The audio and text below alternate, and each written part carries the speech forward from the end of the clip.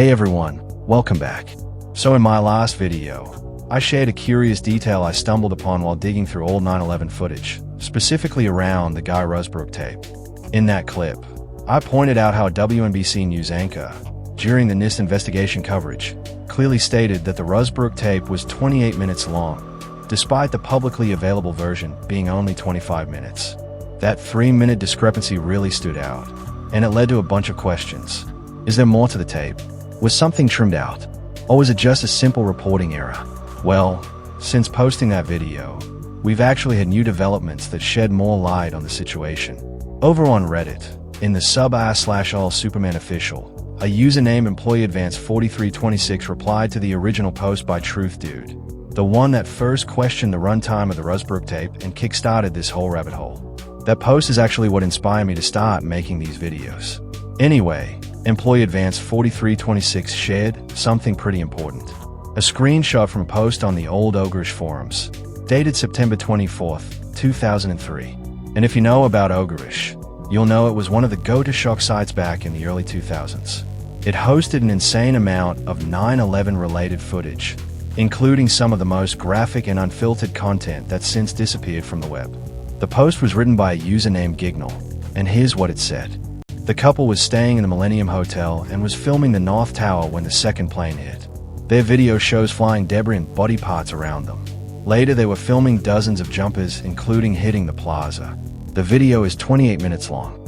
That last line is the key. The video is 28 minutes long.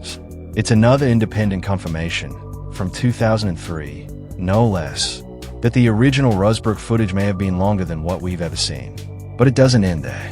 Not long after posting that first screenshot, EmployeeAdvance4326 came through again, this time with another image from Ogrish, showing a link to a video literally titled 28 minutes long WTCVID. It was listed under the site's TrueGore section, which housed thousands of video clips, ranging from the JFK assassination, to war zone footage, to even Ozzy Osbourne's quad bike crash. So, once again, a second, separate reference to the Rosbrook tape being 28 minutes. That's now 2 pieces of archived user content, both from Ogrish, supporting this missing 3-minute theory. But here's the bad news. When I tried to follow up and dig deeper myself, I hit a wall, and honestly, I wasn't surprised.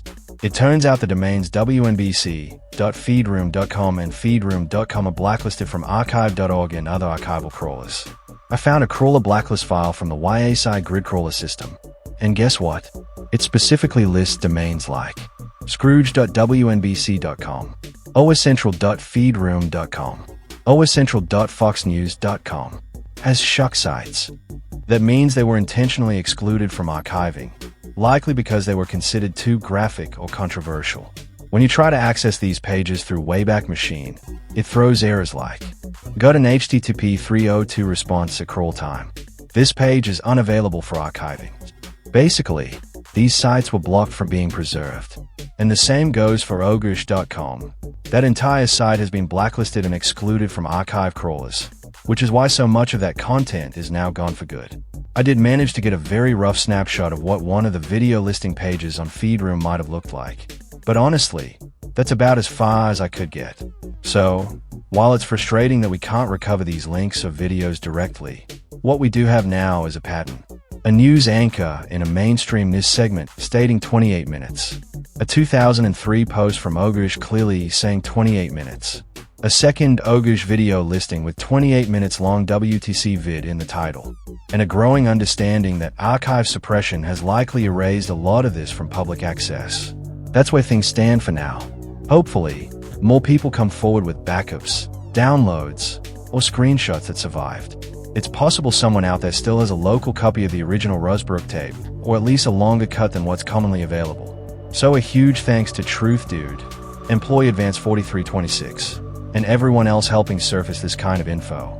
I'll keep following the trail, and if new updates pop up, you'll be the first to hear about it. If you're into this kind of research, feel free to like, subscribe, and stick around for more content like this. I'm covering everything from lost media to under-discussed 9/11 footage and archive preservation. Thanks for watching, and take care.